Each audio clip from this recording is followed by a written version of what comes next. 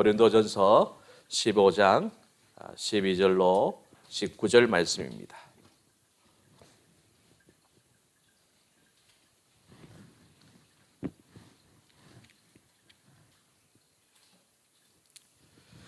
제가 봉독해 드립니다.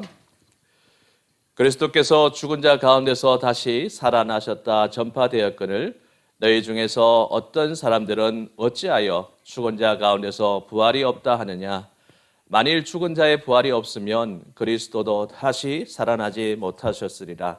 그리스도께서 만일 다시 살아나지 못하셨으면 우리가 전파하는 것도 헛것이요 또 너희 믿음도 헛것이며 또 우리가 하나님의 거짓 증인으로 발견되리니 우리가 하나님이 그리스도를 다시 살리셨다고 증언하였습니다.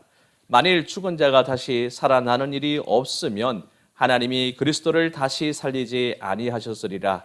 만일 죽은 자가 다시 살아나는 일이 없으면 그리스도도 다시 살아나신 일이 없었을 터이요 그리스도께서 다시 살아나신 일이 없으면 너희의 믿음도 헛되고 너희가 여전히 죄 가운데 있을 것이요 또한 그리스도 안에서 잠자는 자도 망하였으리니 만일 그리스도 안에서 우리가 바라는 것이 다만 이 세상의 삶뿐이면 모든 사람 가운데 우리가 더욱 불쌍한 자이로다.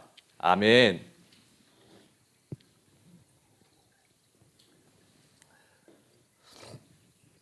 우리 함께 인사합시다. 해피 이스터, 해피 이스터. 주님의 이름으로 사랑하고 축복합니다. 신학자 윌리엄 바클레이는 부활이 없이는 교회의 존재의 의미가 없다. 부활이 없이는 교회를 설명할 수 없다. 이렇게 이야기를 했습니다. 이는 기독교에서 부활이 얼마나 중요한 것인지를 단적으로 나타내주는 말이지요. 부활은 기독교의 존재 기반입니다. 그러나 세상은요, 부활을 원하지만 부활을 믿지는 않아요. 영생을 간절히 소원하지만 영생이 있다는 것을 믿지는 않는다는 것입니다. 사람들은 대부분 죽음으로 모든 것이 끝난다고 생각해요. 그런데 더 안타까운 사실은 기독교인으로 자처하는 사람들 중에도 부활을 의심하거나 심지어는 믿지 않는 사람들까지 있다는 것입니다.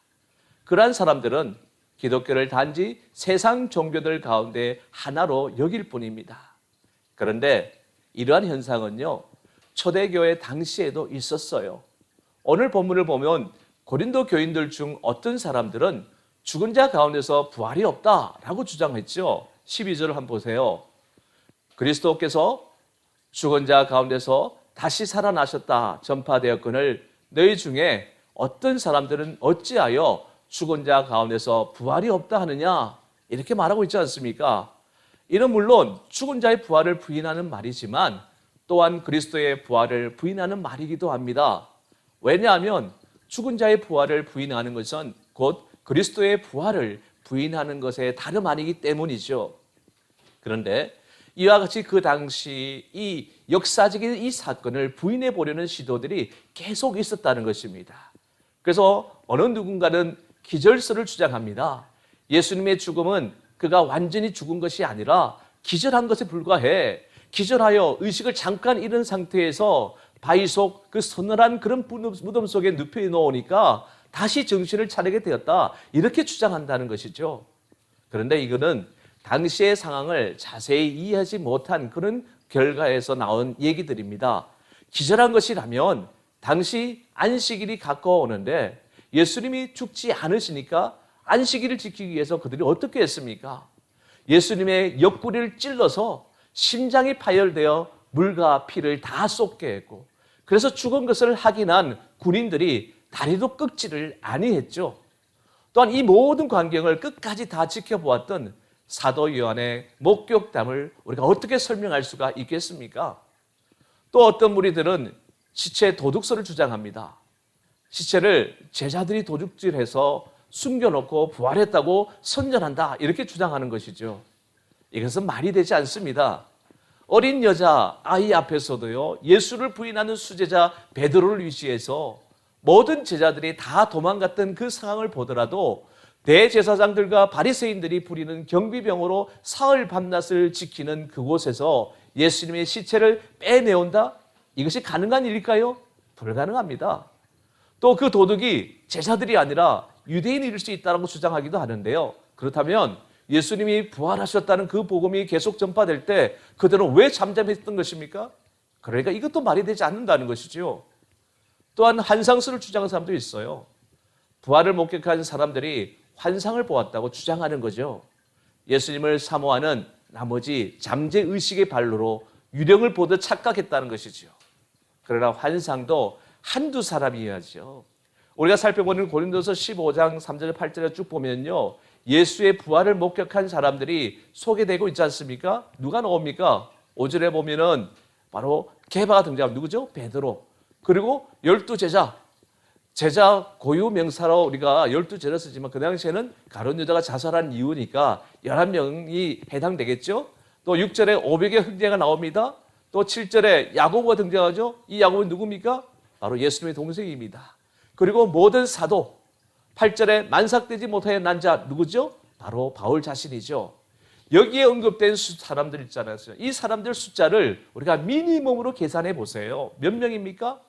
최소 513명 이상입니다. 이 많은 사람이 장소와 시간이 다른 곳에서 부활하신 예수님을 보았다고 하는데 이 모든 것이 환상이었을까요? 말도 되지 않습니다. 또 마지막으로 다묘서를 주장한 사람이 있어요. 새벽 미명에 마리아 일행을 찾아간 곳은 다른 무덤, 빈 무덤을 찾아갔다는 것이죠. 그러나 이 무덤이 누구의 무덤입니까? 당시 공의의 회원이었던 아리마대 요셉의 무덤 아닙니까? 특별한 무덤이었기에 잘못 찾을 수는 없을 뿐더러 경비병들이 3일 내내 지키고 있었는데 어떻게 그런 일이 있겠어요?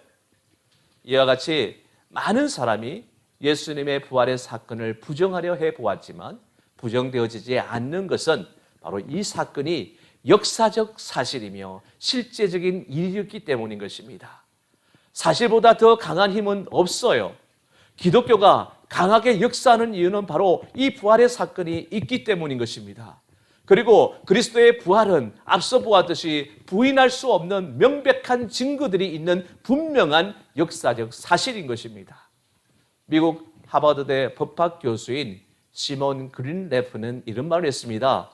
이 세상 어느 곳이든 편견이 없는 법정이라면 그리스도의 부활에 관한 증거가 제기될 때 그것을 절대적인 역사적인 사실로 판정할 것이 분명하다 이렇게 말했어요. 그만큼 그리스도의 부활의 증거들은 명백하다는 얘기죠.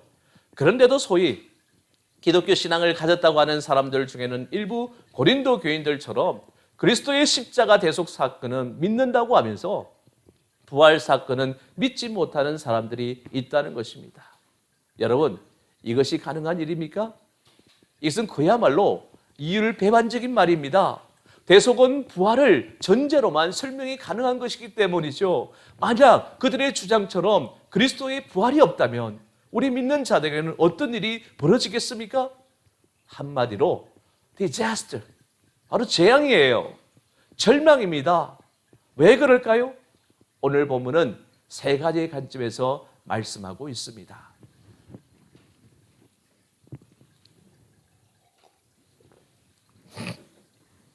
우선 첫 번째 이유는 우리의 믿음이 헛된 것이 되기 때문입니다. 오늘 보면 17절 한번 볼까요? 그리스도께서 다시 살아나신 일이 없으면 너희의 믿음도 헛되고 너희가 여전히 죄 가운데 있을 것이다 라고 했죠. 여러분, 우리가 그리스도를 믿는 이유가 무엇입니까? 그리스도의 탄생이 기이하기 때문입니까? 그가 생전에 많은 이적을 베풀었기 때문입니까? 아니면 그리스도의 고상한 인품과 훌륭한 가르침 때문입니까? 예, 물론 그 모든 것이 이유가 될 수는 있을 것입니다.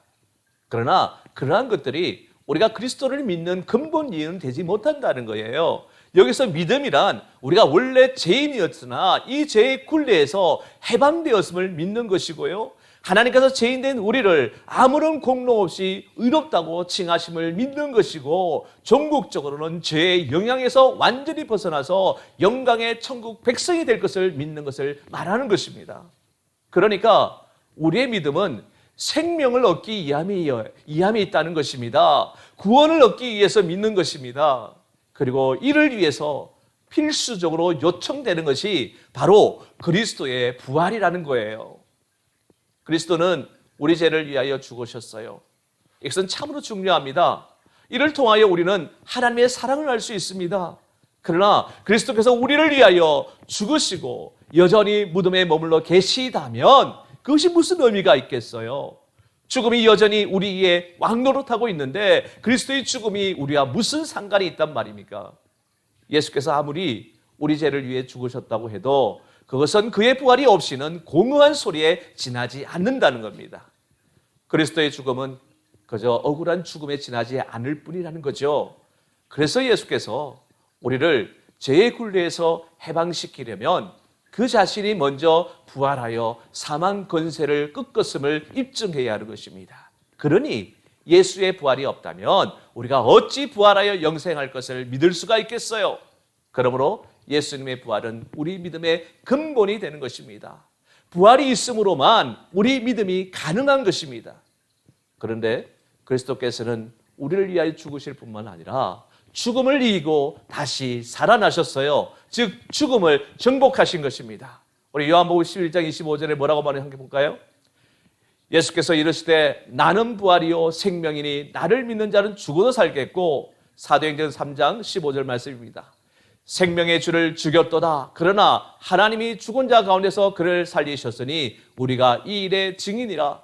고린도후서 13장 4절입니다. 그리스도께서 약하심으로 십자가에 못 박히셨으나 하나님의 능력으로 살아계시니 우리도 그 안에서 약하나 너희에게 대하여 하나님의 능력으로 그와 함께 살리라. 할렐루야. 그러므로 우리는 부활의 확실성을 믿어야 합니다. 그리스도의 부활을 믿을 때 우리의 믿음도 의미가 있는 거예요. 그리스도의 부활은 부인할 수 없는 사실입니다. 그리스도의 부활은 주님을 믿기만 하면 구원을 얻을 수 있다는 사실을 확증하여 주신 거예요. 때문에 우리의 믿음은 결코 헛된 것이 아니죠. 우리의 부활이 있었기에 우리의 믿음은 헛된 것으로 남지 않고 생명의 능력으로 역사하는 것입니다. 저와 여러분들의 믿음은 결코 헛된 것이 아닙니다. 왜요? 주님께서 부활하셨기 때문이죠. 할렐루야. 그러므로 부활신앙을 흔들림 없이 굳건하게 붙들고 믿는 저와 여러분들이 다 되시기를 주님의 이름으로 간절히 축원합니다. 그리고 또한 부활이 없으면 우리 믿는 자에게 재앙이 되는 두 번째 이유를 오늘 본문은 무엇이라고 말하고 있습니까? 바로 우리의 소망이 헛된 것이 되기 때문이라고 말하고 있어요. 오늘 본문 19절을 한번 볼까요? 만일 그리스도 안에서 우리가 바라는 것이 다만 이 세상의 삶뿐이면 모든 사람 가운데 우리가 더욱 불쌍한 자라, 이렇게 말하고 있습니다. 여러분, 우리의 최대의 소망이 무엇입니까? 몸의 부활입니다. 바울은 이 소망을 가지고 있었기에 말할 수 없는 고난을 기쁨으로 극복하였던 거예요. 그리고 이는 우리 또한 마찬가지예요. 우리도 이 소망을 가지고 있기에 믿음을 지키며 고난을 받아도 인내하는 것 아니겠어요? 또 세상의 욕망도 절제하고 살아가고 있잖아요. 그런데 그리스도의 부활이 없다면 어떻게 되겠습니까? 이 모든 것이 헛된 것이 되고 말입니다. 세상 사람들은 그리스도의 부활도 죽은 자의 부활도 믿지 않기 때문에 세상의 모든 소망을 두고 육신의 쾌락을 위해 살아갑니다. 만일 죽은 자의 부활이 없다면 세상 사람들은 참으로 현명한 사람들이죠. 그에 반해 우리 성도들은 이 세상에서 가장 불쌍한 자들이 될 것입니다. 부활의 모든 소망을 두고 이 세상의 모든 것을 포기하였는데 부활이 없으면 어떻게 되겠어요? 그 얼마나 안타까운 일입니까? 그 인생을 어디에서 보상받는단 말입니까? 하지만 여러분, 주님의 부활은 분명한 역사적 진실입니다. 주님은 부활하여 죽은 자들의 첫 열매가 되셨어요. 그러므로 우리의 부활은 확실합니다. 베드로전서 1장 3절에 뭐라고 이야기하고 있습니까? 함께 읽겠습니다. 우리 주 예수 그리스도의 아버지 하나님을 찬송하리로다. 그의 많으신 긍휼대로 예수 그리스도를 죽은 자 가운데서 부활하게 하심으로 말미암아 우리를 거듭나게 하사 산 소망이 있게 하시며, 고린도후서 4장 14절입니다. 주 예수를 다시 살리시니가 예수와 함께 우리도 다시 살리사 너희와 함께 그 앞에 서게 하실 줄을 아노라. 또한 사도행전 24장 15절입니다. 그들이 기다리는 바 하나님을 향한 소망을 나도 가졌으니 곧 의인과 악인의 부활이 있으리라 함이니라. 그렇습니다. 그래서 우리는 가장 불쌍한 자들이 아니에요. 사실은 가장 복된 자들입니다. 우리의 몸의 부활은 가장 귀하고 반드시 실현될 확실한 소망인 것입니다. 고린도서 15장 35절 이하의 몸의 부활에 대해서 우리에게 자세하게 설명하고 있어요. 썩지 아니할 것으로, 영광스러운 것으로, 강한 것으로, 신령한 몸으로, 살려주는 영으로 부활됨을 우리에게 말씀하고 있는 것입니다. 물론 부활이 없으면 32절에 보듯이 내일 죽을 터이니 먹고 마시자 하며 소망 없이 그날 즐기면 그만인 인생이 되겠지만 부활은 팩트, 바로 사실이에요. 그러기에 부활의 신앙을 믿는 우리들은 찰나에 끝나는 짧은 이 세상이 전부가 아니라 영원한 세계에서 누릴 영원한 삶을 소망하며 살아가는 것입니다. 그러므로 그리스도 안에서의 소망은 결코 죽음으로 정결되는 것이 아닙니다. 육체적 죽음은 더 큰 소망의 자리로 나아가는 하나의 과정에 불과합니다. 현재를 넘어 다가오는 미래를 바라보는 자들의 시선을 불쌍하고 비참하게 만들지 않은 것이 바로 그리스도의 부활 때문인 것입니다. 영원한 세계에 누릴 영원한 삶에 대한 소망을 저버리지 않도록 그리스도의 부활의 확신이 저와 여러분들의 신앙의 기초가 되기를 주님의 이름으로 간절히 축원합니다. 그다음 부활이 없으면 왜 우리에게 재앙이 되는 마지막 이유는 뭘까요? 오늘 본문에서는 이렇게 말합니다. 우리의 전하는 것이 헛된 것이 되기 때문이다. 오늘 본문 14절을 보십시오. 그리스도께서 만일 다시 살아나지 못하셨으면 우리가 전파하는 것도 헛것이다. 이렇게 했습니다. 여러분, 지난 2000여 년 동안 기독교가 전한 내용의 핵심이 무엇입니까? 바로 그리스도의 부활이에요. 사도행전을 보세요. 거기서 사도들이 전파한 것이 무엇이었습니까? 바로 그리스도의 부활 아닙니까? 바울의 서신서를 보세요. 그의 말의 핵심이 무엇입니까? 바로 그리스도의 부활입니다. 그리고 오늘 우리가 전하는 내용의 핵심도 바로 그리스도의 부활이잖아요. 그러므로 죽은 자의 부활이 없다면 어떻게 되는 것입니까? 우리의 전하는 것이 헛된 것이 되고 말아요. 아울러 우리는 다 거짓말쟁이가 됩니다. 천하의 거짓말쟁이에요. 기독교는 역사상 최고의 사기 종교가 되고 말 것입니다. 하지만 여러분, 그리스도인들은 지난 2000년 동안 그리스도의 부활을 전하였지만 그것이 거짓으로 폭로되지는 않았던 것을 우리가 잘 압니다. 로마 제국은 그리스도의 부활을 전하는 것이 거짓임을 인정하기 위해서 성도를 잡아다가 죽이고 고문하기도 하였지만 오히려 기독교가 로마의 국교가 되지 않았습니까? 왜요? 그들이 그리스도의 부활이 거짓임을 밝히고자 하면 할수록 그것은 더욱 진실로 드러날 뿐이었기 때문이죠. 세상에는 수많은 종교들이 일어났다가 사라졌어요. 왜 그렇습니까? 그것이 진리가 아니기 때문입니다. 거짓된 종교는 가만히 내버려 두어도 스스로 사라지게 마련입니다. 하지만 기독교는 진리이기에 극한 핍박을 받아도 보존되며 오히려 왕성하게 되는 것입니다. 그러므로 여러분은 여러분이 전하는 그리스도의 부활을 더욱 힘있게 증거하시기를 바랍니다. 사도행전 1장 22절에 뭐라고 말씀하고 있습니까? 함께 읽겠습니다.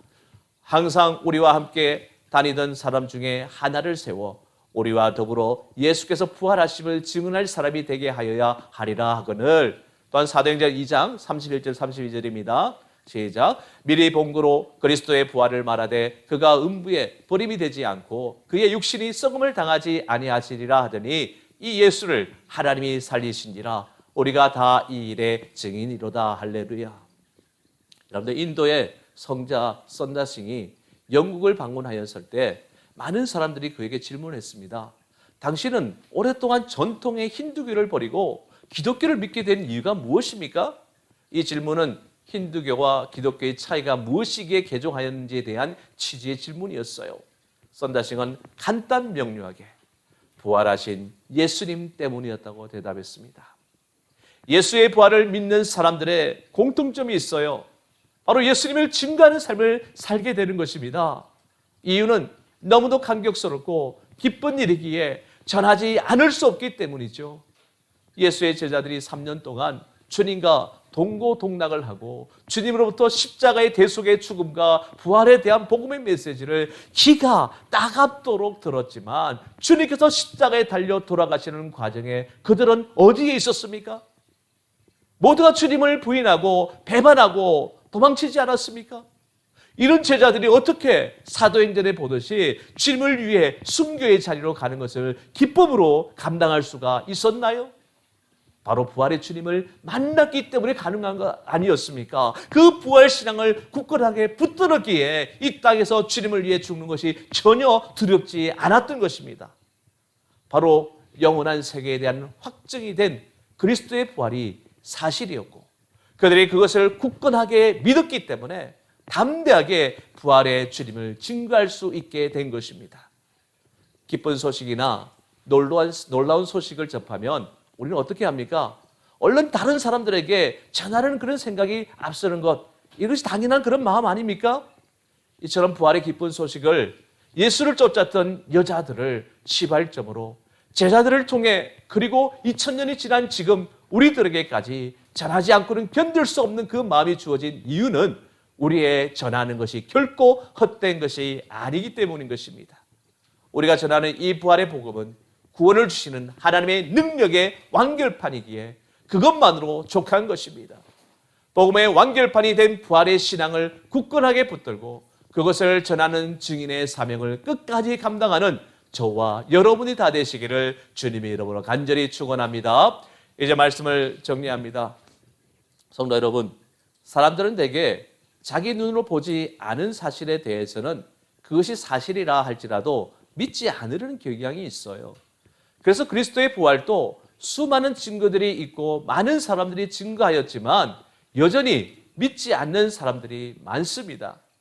그리스도의 제자 중에 도마와 같은 이는 그리스도께서 생전에 당신이 다시 살아나리라는 것을 거듭 말씀하고 또 다른 제자들이 그리스도의 부활을 입을 모아 말하였지만 내가 그의 손에 못자국을 보며 내 손가락을 그 못자국에 넣으며 내 손을 그 옆구리에 넣어보지 않고는 믿지 아니하겠노라고 하지 않았습니까? 그리스도의 제자들조차 이러하였으니 사람들이 그리스도의 부활의 증거를 믿지 않는 것도 이해가 되긴 하지요. 그러나 사람이 믿든지 믿지 아니하든지 그리스도의 부활은 진리입니다. 그리고 그에 대한 믿음 여부에 따라 구원과 멸망은 결정됩니다. 그러므로 저와 여러분은 이 부활의 진리를 믿고 확신하는 일에 거하시기를 간절히 바랍니다. 어린 계집아이 앞에서도 비겁하게 선생을 부인하던 베드로였지만 부활하신 주님을 배웠고 우리의 예수를 하나님이 살리신지라 우리가 다 이 일의 증인이로다 라고 외치며 순교의 제물이 되었던 베드로를 위시한 믿음의 선조들처럼 흔들림 없는 부활신앙 위에 굳건하게 서는 결단의 날이 오늘의 부활주일이 되시기를 주님의 이름으로 간절히 축원합니다. 우리 오늘